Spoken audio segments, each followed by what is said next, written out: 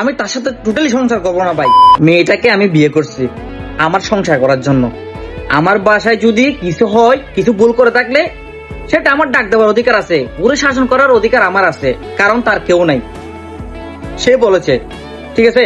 হ্যাঁ, আমি যখন ওরে ডাক দেই তখন ও মানে ভুলগুলো অস্বীকার করে, আমার সাথে গাদ্দারি করে, বড় বড় কথা বলে, তারপর কান্নাকাটি করে, ভাত খাওয়া টোটালি বন্ধ করে দিবে, তারপর বেশ হয়ে পড়ে যায়। বা এইসব কোন ধরনের মেয়ে? এ কি সংসারের যোগ্য? আপনারা বলেন। সব সময় এভাবে ফাইসলামি করে থাকে।